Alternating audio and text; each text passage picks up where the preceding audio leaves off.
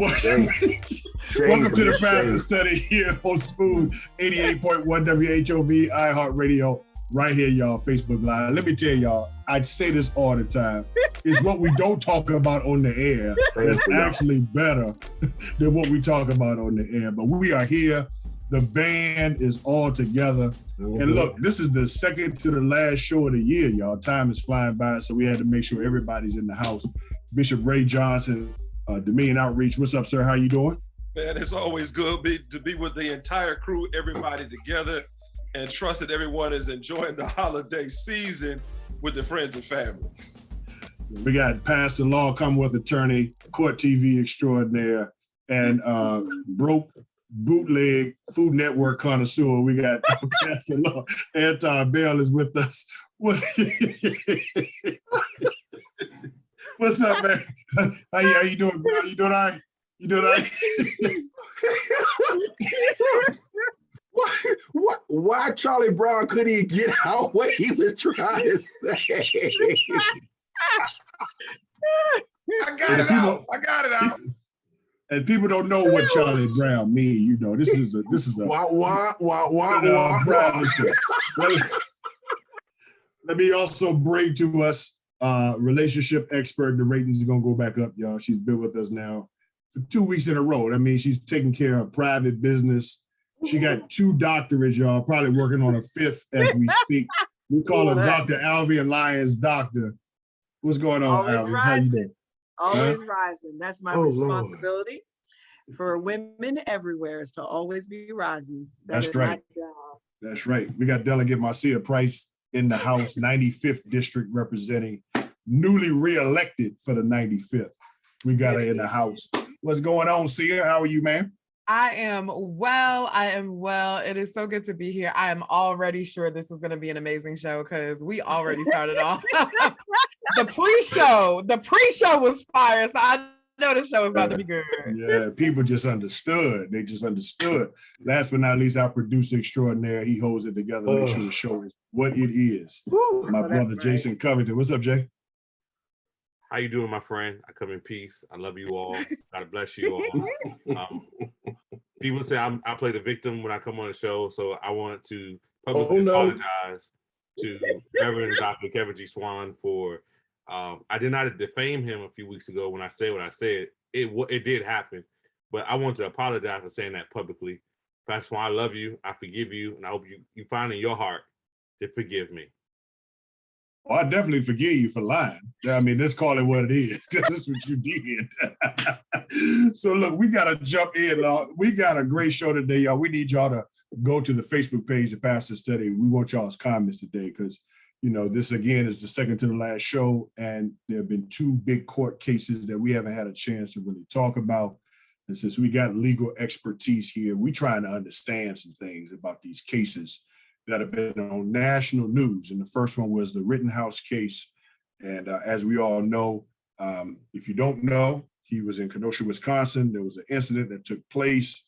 He was walking down the street, 18 years old, white, with an AR-15, and ended up shooting and killing 2 people, injuring a third, I believe, walked right past police officers.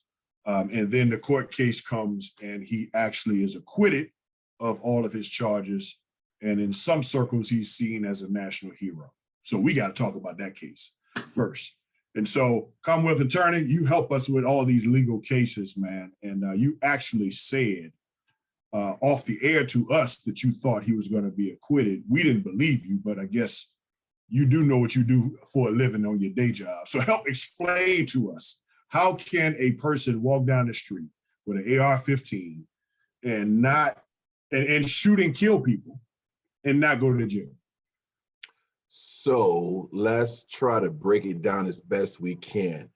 I don't get caught up on what the facts were that led to the charges.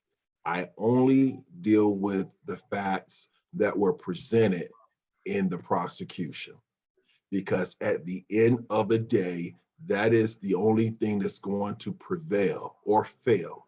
And that is the evidence that was presented or was not presented at the trial. So in the Rittenhouse case, The first issue I thought that was going to be a flaw for the prosecution is that the jury makeup. The jury makeup was extremely heavily packed in the defense favor. I believe there was one person of color in that jury pool, and that was it. And in addition to that, there was an individual, a man, who said something to the degree of he believed heavily in the Second Amendment, and that he believed that he would be biased as a result of that against the prosecution because he believed in the right to carry a weapon. And so he didn't have an issue with like a Rittenhouse walking around with a AR-15 in the way in which he did. And the judge would not excuse him from that jury pool. In fact, there was one individual who was caught making a joke about the killing as he was going to his car, and a deputy overheard it, and that individual was removed subsequently by the judge. So the jury composition is incredibly important because I believe that you can win or lose your case in jury voir dire. If you don't have the right individuals in that box, and people bring their baggage, they bring their bias, they bring their own personal background into that courtroom, and that bias or that baggage overshadows what that evidence is, then there is a great probability that the outcome is not going to be fair. So that was Pastor Law, let me ask you this real quick. So what you're saying is the defense stacked the deck in the jury, right? And so what lay people hear when they hear that is, well, why didn't the prosecution do their job to come against that aspect so that the defense would not be able to stack the deck in their favor? Well, you didn't let me get to part two, because part two would answer your question. Part two was you had a judge who came across as extremely biased against the prosecution. So you had a prosecution that basically was in there fighting everybody. They were fighting the defense, they were fighting the prosecution, they were fighting the judge, they were just fighting everybody. You had the judge who came across as very hostile against the prosecution and actually laid him out on national TV.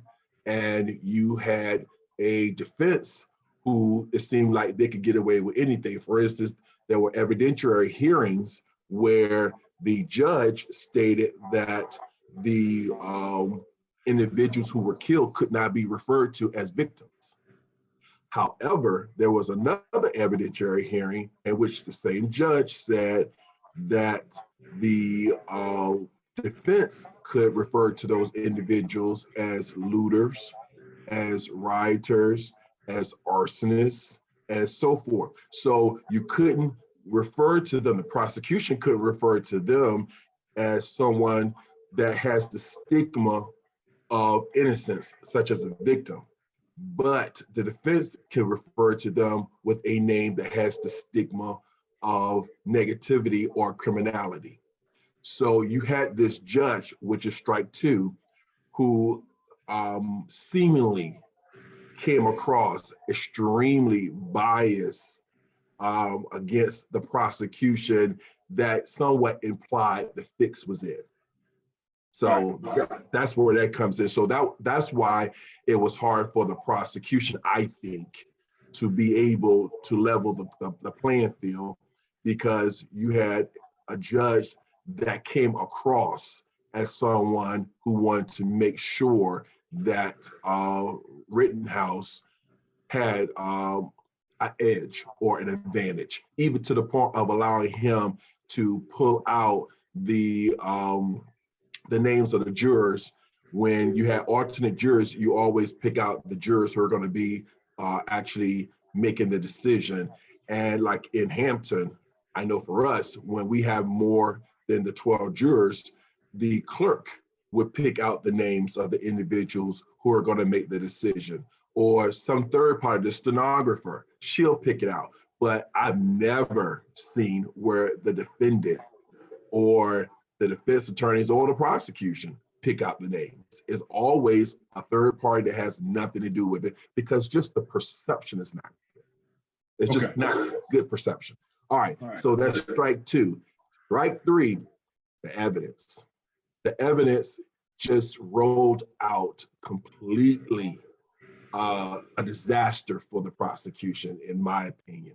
You had prosecution witnesses that came across like they had not been prepped by the prosecution, because the things that they were saying completely helped the defense and completely corroborated the theory that the defense was putting forth, such as the first individual that was shot and killed was the aggressor.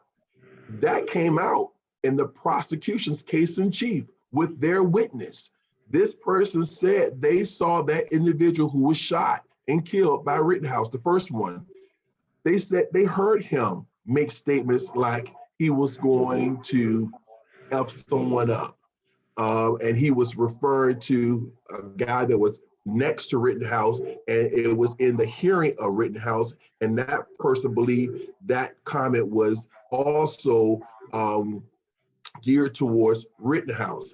Then you have a videotape that showed this individual running or chasing Rittenhouse, and it was a lunge movement that went towards that rifle, and that's when he shot him. And so here's the thing, the prosecution always has the burden of proof at the end of the day. If it's ever gray, if it's 50-50, the prosecution is going to always fail, because we carry the burden at all times. In addition to that witness, you had another a witness or another person who was considered a victim of the crime. They had a gun, which a lot of people didn't know. They had a gun and they had the gun out. And so that person got shot. And then another person. So let me ask you this, Tom. So in looking at the evidence and hearing what you just said about the judge and looking at the stacked deck, do you believe that Rittenhouse was guilty, but these factors is what led to his innocence or acquittal? Or do you think he was actually acquitted and it was the right reasons for him to be acquitted? I think it was a very difficult case. And I'll tell you why I think it was a very difficult case. Even with all that we know took place, the reason why I think it was a difficult case is because you still have this 17-year-old coming into this state with this rifle, and he still came there with the purpose of so-called guarding the establishments of these individuals. And so it's kind of hard to be able to get past just that issue alone, that he came into a very volatile, racially volatile situation, and he had armor-piercing type body wear in addition to that AR-15. Here's the thing though, he didn't wear it. He gave it to another person who was supposed to be guarding this particular establishment as well. So, but he had the equipment. So he came in there prepared. And so it's kind of hard to look at him and say, well, you know what, because the evidence was so gray, then, you know, that was just the right decision. It's kind of hard to get over that issue. I'll just say that first. But then when you look at the fact that individuals who did get shot, they did some things that was clearly aggressive in nature, particularly the first guy. This first guy was cursing and threatening and running after him. And so, and grabbing, it looked like he was making a grabbing movement towards the firearm. Because of that alone, there could be a reasonable assumption that his life is in fear, because if that guy got his hand on that firearm, he could use it against him, particularly in the context of the fact that he had already made a statement that he was going to F them up and kill them. That statement came out in evidence. All right, if you're just tuning in, we're talking about the Rittenhouse case. This is our show for today. Two cases that were high profile. We'll get to the second one a little bit later. Drop your comments on the Rittenhouse case if you were following it. As we know, he was acquitted of all charges and is free as we speak. And so drop that in the Pastor Study comments on Facebook. Delegate Price, you helped to shape laws. And so watching this case and hearing what Pastor Law just said about the judges, and you helped to appoint judges. I mean, you do all of this kind of work. What's your thoughts on this case? And we know that this case is all white people, right? So we know that, but it's intriguing because we also know, and I'm gonna come to Alvin with this, had this been a person of color, we know that this would have played out a lot differently. So Absolutely. How do you look at this as a person who is a delegate and you help to shape laws in our state? Yeah, well, I think one of the things before I get to straight up the laws that pertain to the main part of the case, it is so important that people show up for jury duty. Now, I know that this was a different situation, and it's not everything that was happening with this translates to Virginia, but just a general statement of, as inconvenient as it is, if you can, you should show up for jury duty so that we can get a jury for these cases that, you know, have lived experiences like those that may be on trial or just are open to hearing the case and aren't already decided about what should happen. So that, and then also, I'm really glad in Virginia that we are working toward getting to an automatic restoration process for those that lose their rights, their voting rights. Is jury, the ability to serve on a jury is part of that. So when you get your voting rights restored, you can then serve on juries again. So just wanted to put that out there. But I think for me, it's like, if this was in fact justice, because of it, you know, going according to law, then we have to look at some of the laws. So one of the things that we have been talking about in Virginia is, why are people armed at protests anyway? And so, you know, you think about Charlottesville, because, you know, some folks want it to be one way or the other. I'm looking at all of it, no matter where you stand. Why are you armed with any rifle, especially at a contentious event? And the Charlottesville one is what really stood out to me. And that's why I carried a bill in 2017, actually before that, and then continued until we got it passed, that allows for localities to say whether or not you can carry firearms at permitted events. And so I understand that, you know, if a riot breaks out, it's not a permitted event. But getting into this idea that the locality can say, no, you can't just walk the streets with long guns just because you're mad about something or just because you're trying to intimidate someone. Again, thinking about Charlottesville and what was going on with that. So we got the bill passed, and there are some localities that have definitely been able to like Newport News, put into place these measures that try to keep parades and protests and things from being armed. You can make your point without a firearm. And so you think, you know, okay, he got in the car, his mom drove him. Okay, now we need to start talking about parental responsibility. And what does it look like for someone to knowingly take someone somewhere? If you were really thinking about self-defense, the cops were already out there. Like, you know, it just doesn't track that he was trying to support the cops. So, you know, just trying to look at that. But I think what gets me the most is the fact of how he himself was talking about this when they were laughing and kikiing at the bar and posing in pictures and stuff. But then you crying on the stand with the worst fake cry I have ever seen. And I watch daytime television, y'all. Like this, it was just terrible.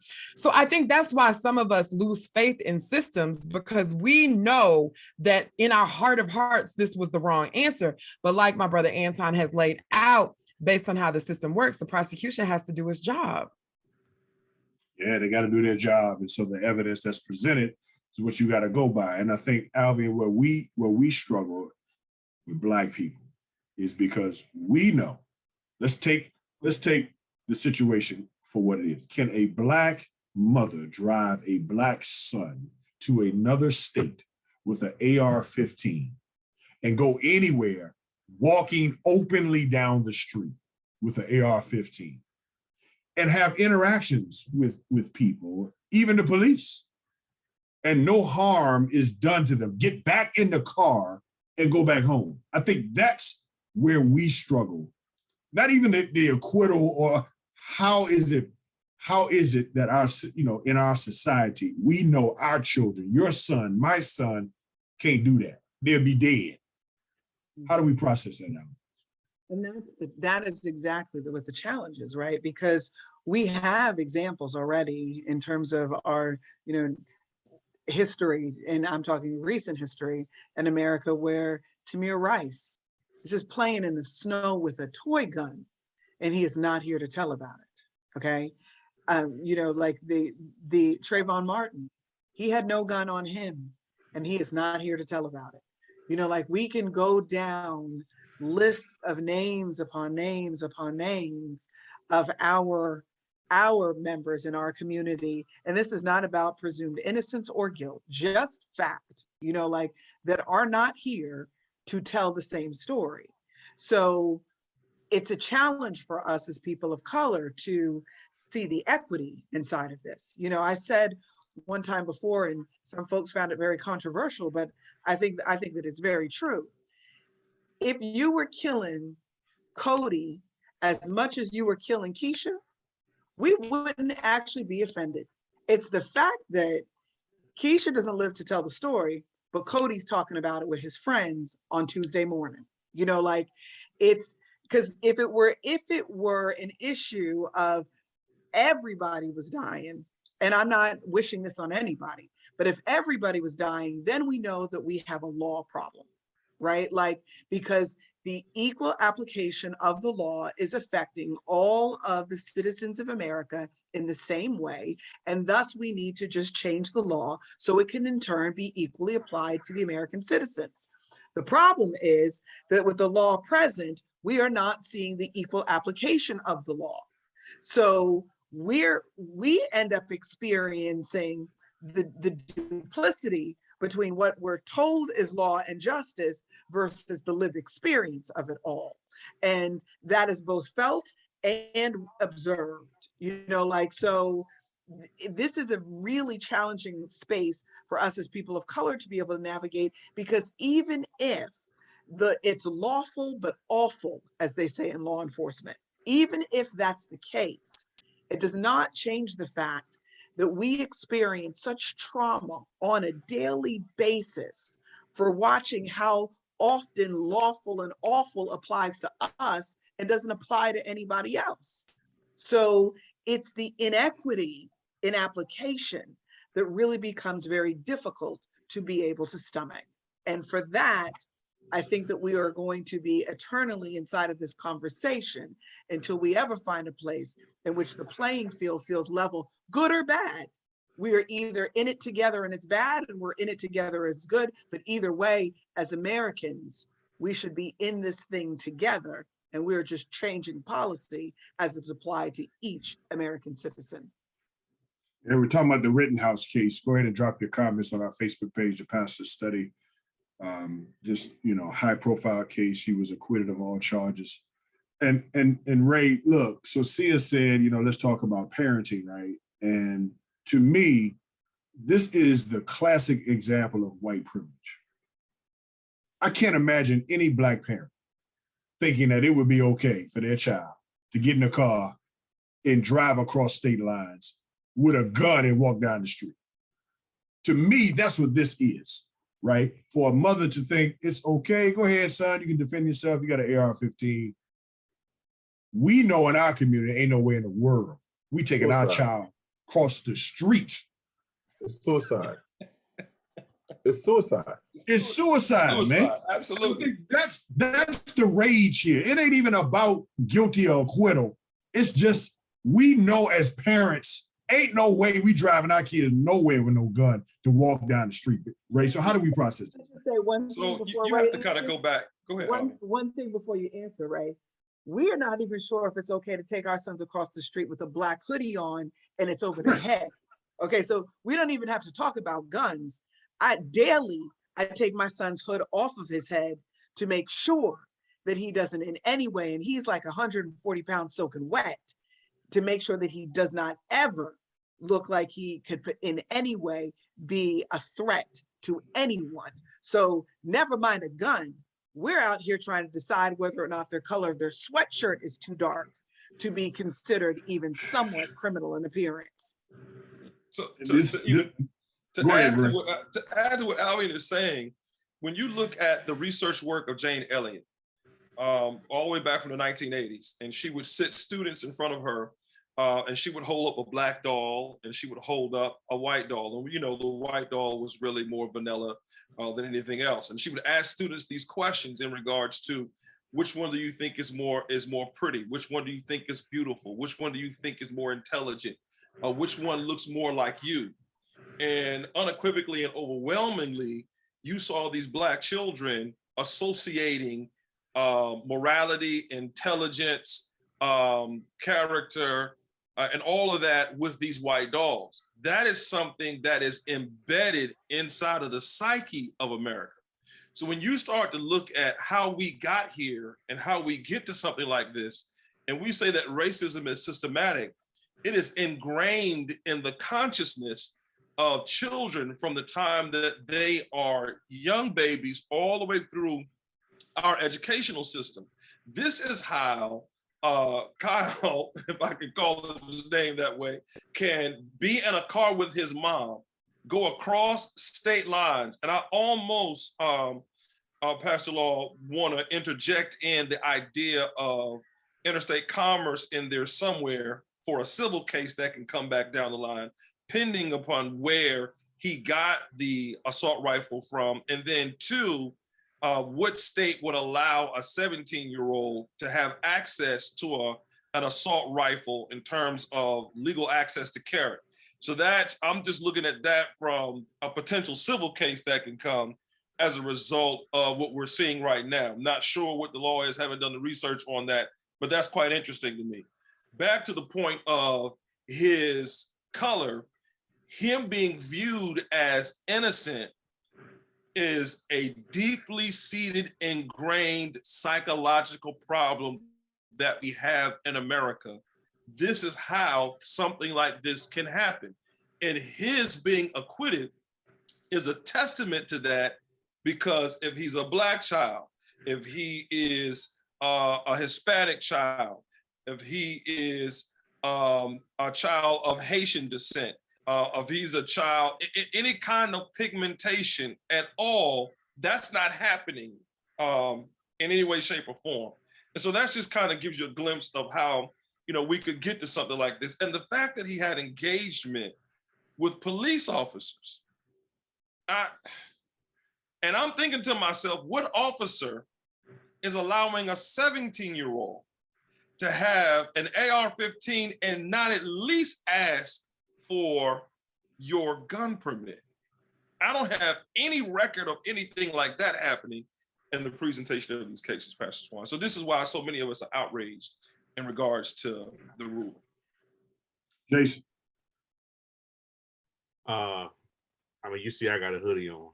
I'm 5'9", a little north of 200 pounds, and I'm the easiest and nicest Black man you ever gonna meet today.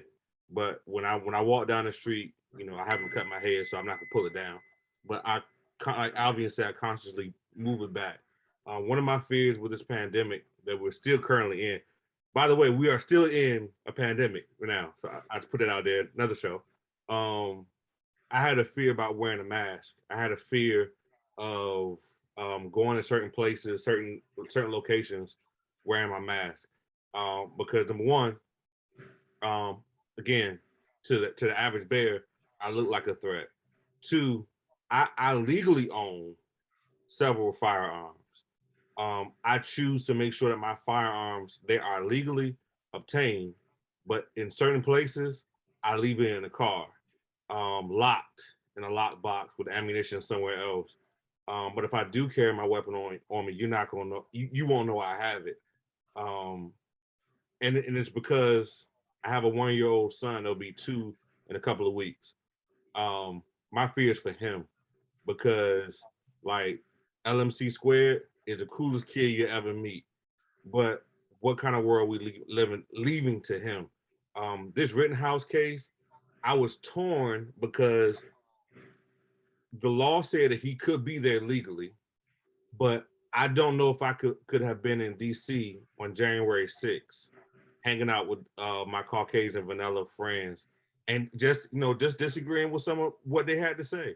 I don't think I could have been in Charlottesville a few years ago in the midst of that, White Lives Matter and Jews will not replace us banter with my Taurus G2, let alone a long shotgun, my Taurus G2 in my back pocket. So I struggle with the verdict. And here's my thing, as Alvin said, I'm kind of echoing what everybody said. If it was equitable, if you were killing me, just like you were killing Cody and all the rest of them, I still have an issue with that. Again, listeners, please hear, we're not saying we should kill people. No, I'm not saying that.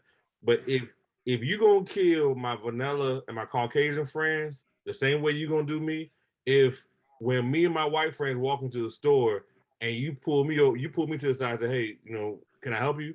But you let my white friend keep going, I got an issue with that. I have an issue when I go to the car dealership, I go wear a suit and tie to get a car, but my Caucasian friend that has no job, has no money, can go there and you give him a 0.9 APR along with $1,000 cash back, and you give him a free tank of gas. I got an issue with that. I have an issue with, and I'm about to pull into the garage and be out. I have an issue with that when I apply for a job and you see me on paper, because my name is Jason Covington, my last name is of English descent, my first name is Anglo-Saxon, so you see it and you see my credentials, masters and bachelors and all that kind of stuff, and see who I've been with. Oh, that guy's great. When I see your picture of my chocolate face and my beautiful wife and my kids, then you say you don't fit the culture. I have an issue with that. I have an issue with I'm coming out the garage and coming around the corner real quick, then I'm coming back. I have an issue with my white counterparts that can make almost 6 figures doing the same thing I do, and I make less than 50. You know what I'm saying? That's an example. I have an issue with those things. My color should not define who I am. You shouldn't see me and automatically say he's a threat. But then you try and be careful and tread lightly, because we have some other things happening in current events with a young man that did some things and he got caught.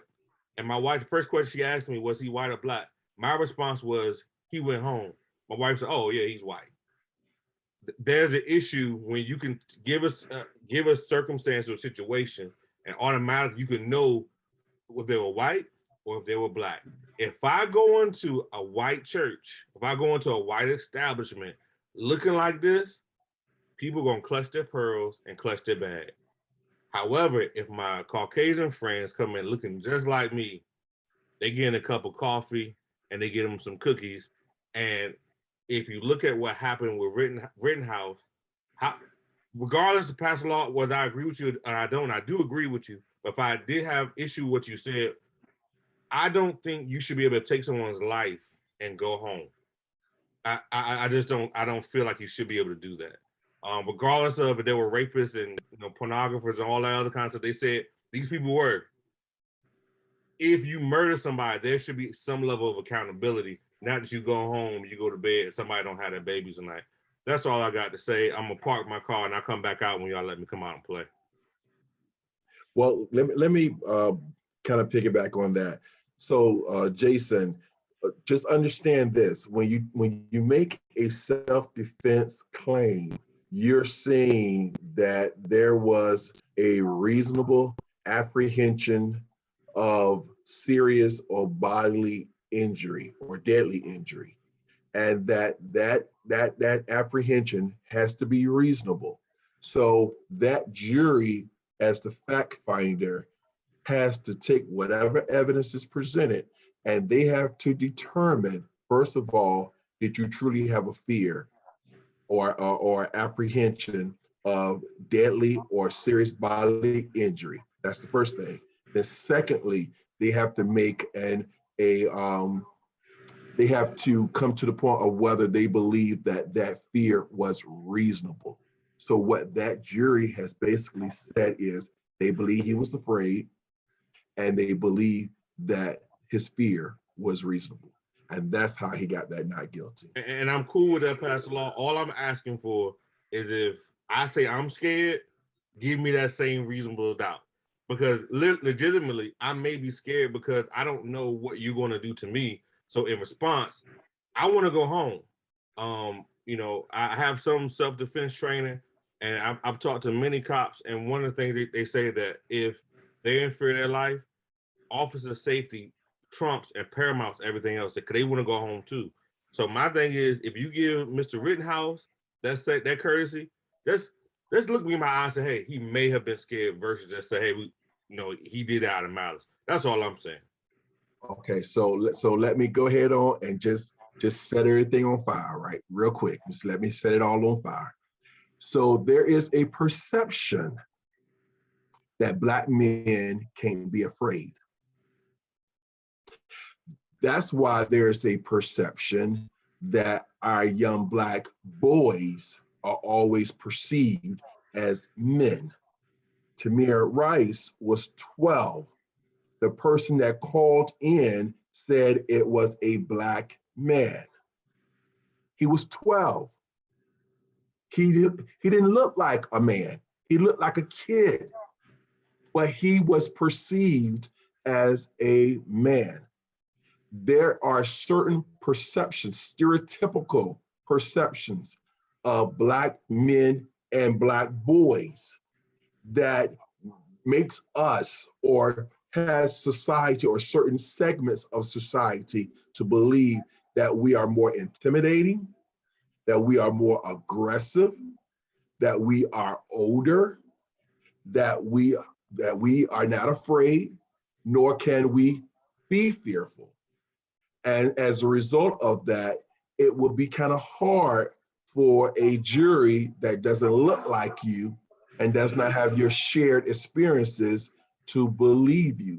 That's why I believe that Trayvon Martin, in his case, I believe that's why we could not get any type of guilt, because that was a good case. And I'm gonna tell you, when they put his friend, the young Black lady or young Black girl on there in front of all of those Caucasian jurors, and she started talking street, they couldn't relate to her, but they could relate to that defendant when he got up there and he talked about his fear, because they could relate to him. They have friends who are like him, or that's such and such, or I can get that because that's such and such. He reminds me, I said, well, who does that young girl remind you of? Nobody, because I don't know anybody like her. And that's why I say you can win and lose your case in voir dire.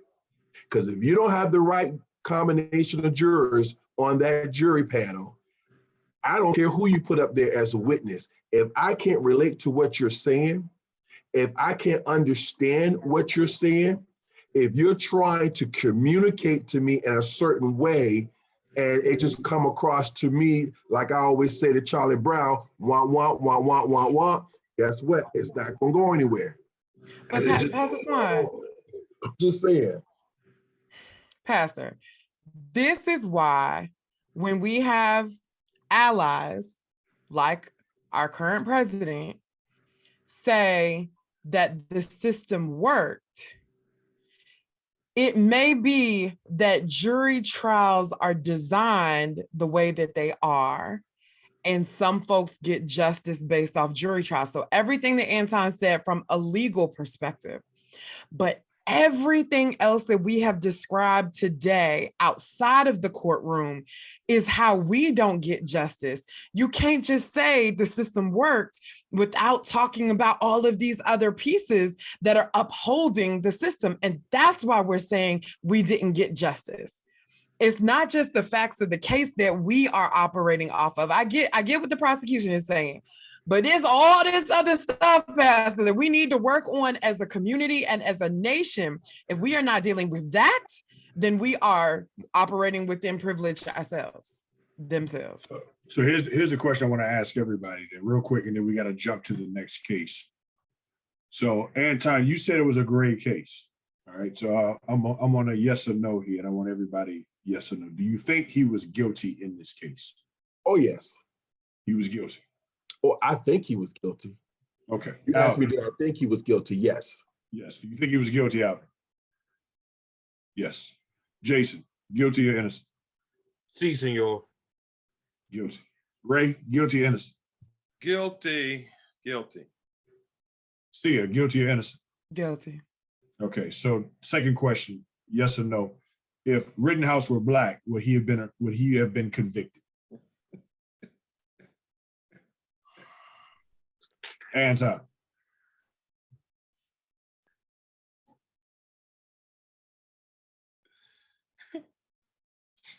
I want to say yes, he would have been convicted, but can I say this? The reason why I'm struggling with this is because this can work the opposite way too. Because I've had Black defendants with mostly Black juries, and the person was guilty. And there were people up there who said, I ain't locking up not another Black person ever again. And they would not do it. So it can work both ways.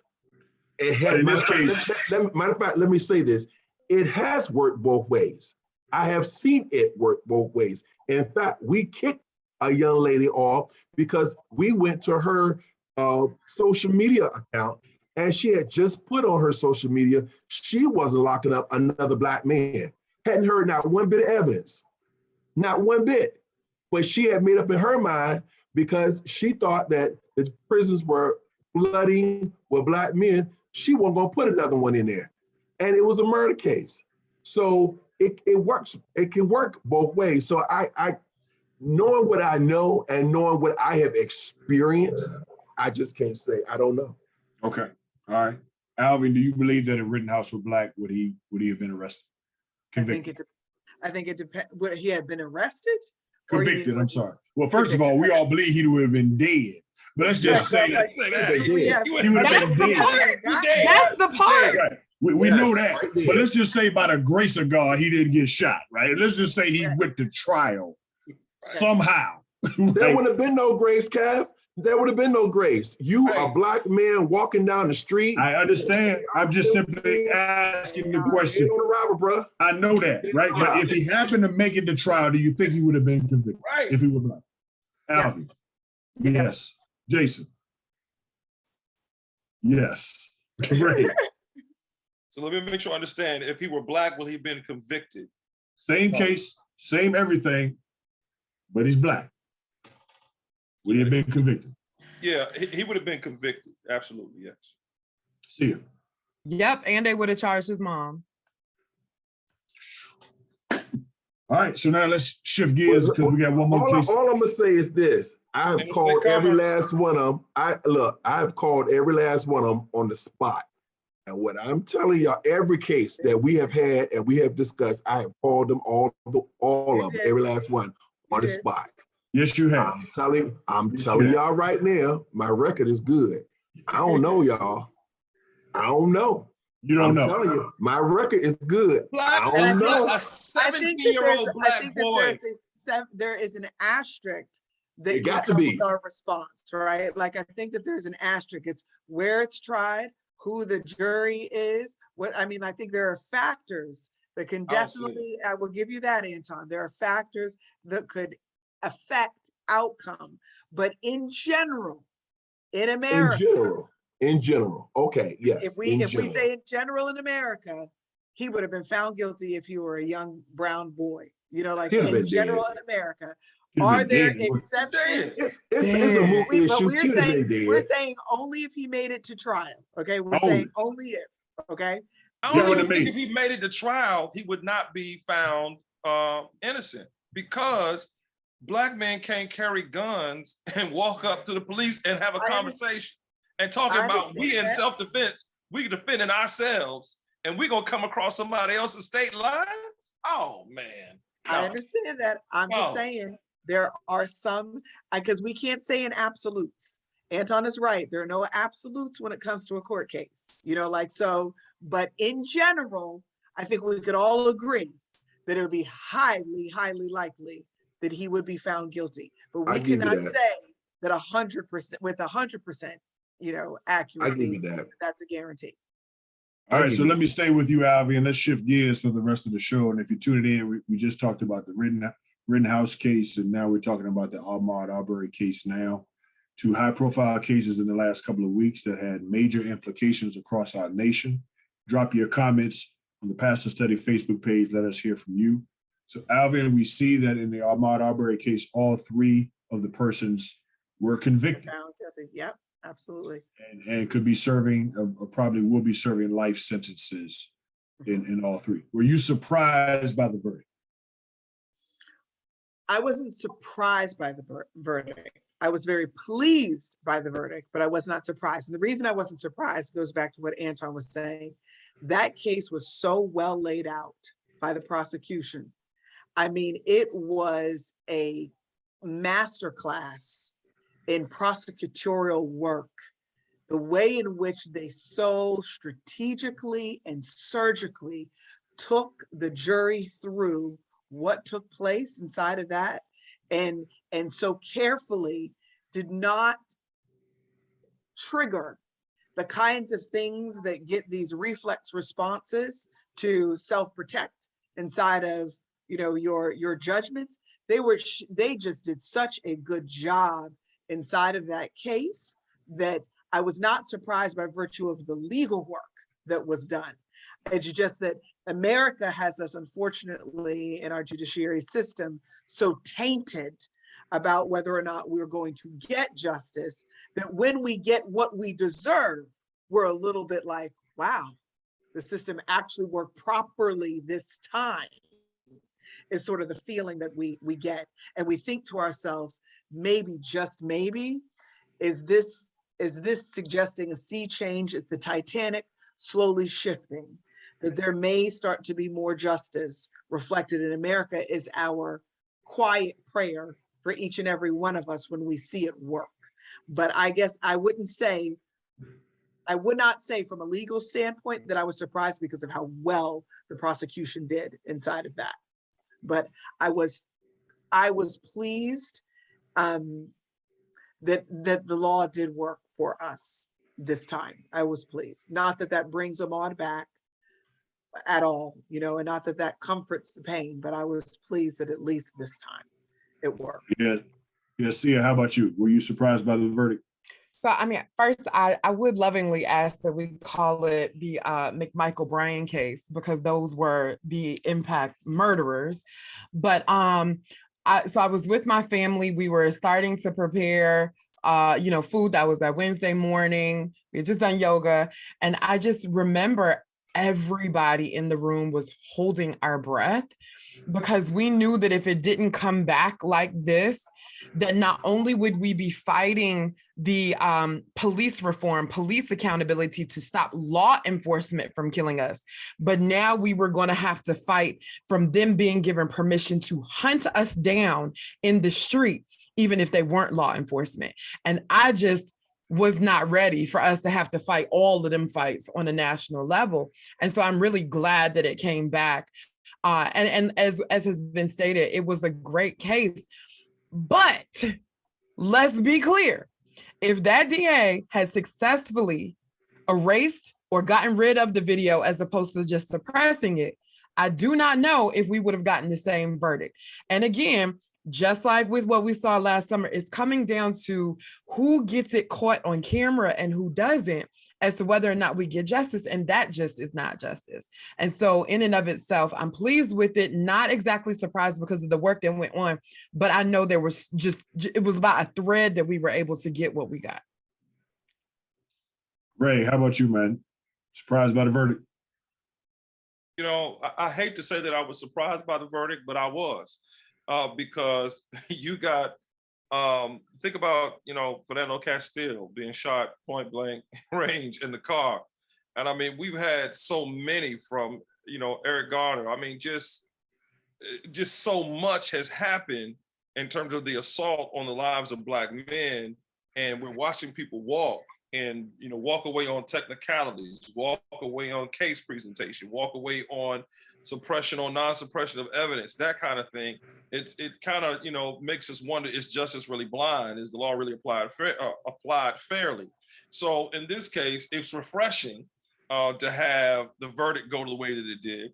But yeah, I have to be one of those that say I was surprised, even though the prosecution and the DA did their jobs and that kind of thing. If he had, as Sia said, if that video, I'm trying to tell you, it could be a whole different thing, and then our mental health would all be in question yet once again in these United States of America, Pastor Swan.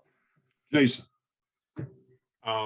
I was surprised. I was pleased, like Alvin said, but I was definitely surprised because as Ray just, as Bishop, politician, whatever we call him now, just alluded to, if it was not for the video, we probably would not have gotten justice. And I do want to ask one question. I know we about to run up out of time. What really infuriated me the most about this case was the fact they talked about his long toenails. I don't understand what that had to do with anything. The way they just assault us as people of color, after you kill us, you rape us, you do all these things, and then you come back and you talk about my toenails, or you talk about my eye color, or this, that, and the third. I have an issue with that. We can be assassinated even after death. And for the mother to have to see those things or hear those things, forget what the boy was doing. My man, he was just out for a jog. And because, all right, you didn't ask me all that. Yes, I was surprised, but I was also hurt because I know if it wasn't a video, we wouldn't have got justice. Yeah, Ton, I would say I was surprised too. I think I shared this. Anytime there's a high profile Black case, right before the verdict is given, I think most Black people are holding their breath, as Sia said, nervous, anxious, because even when it seems logical, I mean, you're in that, right? So you see it all day, every day. But for most of us who don't know it like you know it, when we go through this process, it's nerve-wracking. It's hard, but you were confident all along. Why were you so confident in a trial where there are 3 white men accused of killing a Black man in Georgia? Why were you so confident?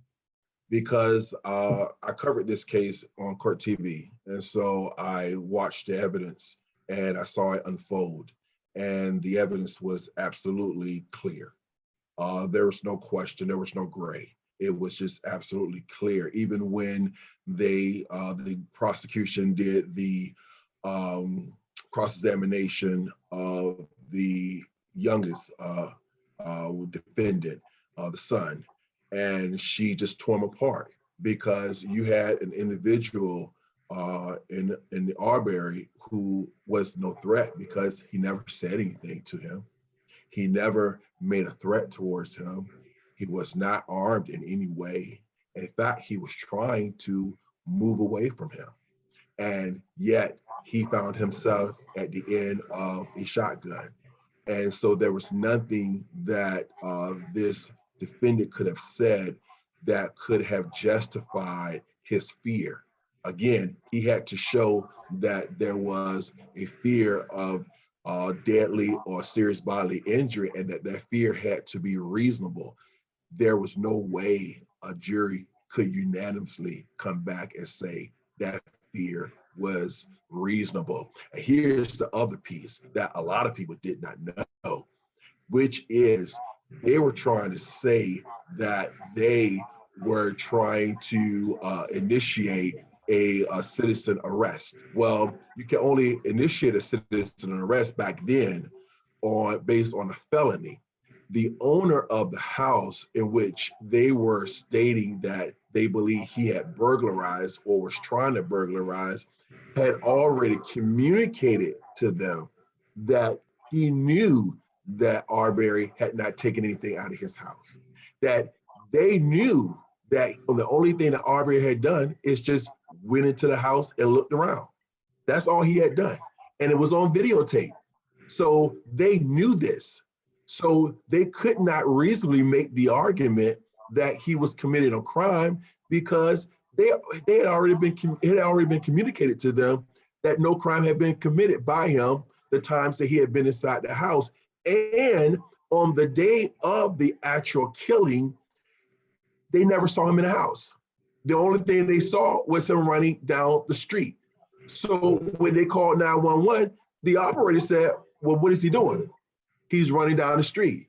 Okay, but what did he do? Well, he's running down the street in our neighborhood. That's all they could say because they never saw him in the house that day. They never saw him in the house. So Tom, we're almost up on time. Let me just ask you this real quick. Like everybody else, we feel like the video, it always has to be clear, compelling evidence to get a conviction, right? So we're going to ask you, had the video not been released, if it was deleted in some kind of way, do you think they would have walked? Because we do. I think it would have been harder. I absolutely think it would have been harder. I won't say with 100% certainty that they would have walked because the prosecution in this case was really top notch and they really did a great job. And they did a great job breaking down what took place, historically over that time frame and breaking down the defense theory of their case. She killed it. She destroyed it. And so as a result of that, it was even without a video, it was kind of hard for them to get up there and do their closing argument because she crushed them. The video just enhanced her argument. And I'll say this, had it not been for a video in the Rittenhouse case, you may have actually got a guilty verdict because I think the video kind of hurt the prosecution more than it helped. So let me ask you this, what about either way? Last question, and we got like 30 seconds. 30 seconds. What about the DA who tried to suppress the evidence and not even bring this? What's going to happen to her? She's gonna get convicted, and most likely she's gonna lose her license. Whether she's not, I don't think she's gonna go to prison, but I think that she might get jail time. That's up in the air. I do not know because that charge may not be one of those charges where guidelines may come back for prison. However, they got to make an example out of her. And so as a result of that, she may get some type of incarceration, but her biggest consequence is going to probably be she's going to lose her job and she's going to lose her life. And she'll get a job somewhere else. That's the feeling that not with a law license. Not with a law license. No. Not with a law license. No. Not with she's not going to have a license. Her license will get revoked. But she can't get it back somewhere? She can't? No, it's revoked. Once it's revoked, it's revoked. So there's no way she can get reinstated? She can get reinstated after a certain period of time, but I doubt, because it's such a high profile case, I doubt they'll give it back to her. Once it's revoked, then she has to wait a certain amount of time. And then even then, there's no guarantee she'll get it back. And so I just don't see her getting her license back. I think she's done. Okay. Fascinating cases that we've covered today. We hope that you have, enjoyed our conversation today, because what we all know is that race is infused in both of these cases. We're pleased that the Arbery case went the way it was, although most of us were on pins and needles, except for Pastor Law. He's a prophet when it comes to these verdict cases. He already know ahead of time, but we always the ones that's nervous. But the Rittenhouse case, we clearly believe had he been Black, he might have gone a different way. That's America for us. So we're out of time. Thank you all so much for tuning in today. We got one more show left in the year, y'all. Hope y'all tune in next time. Until next time, be blessed to be a blessing to someone else. This is Smooth 88.1 WHOV iHeartRadio right here, y'all, on Facebook Live.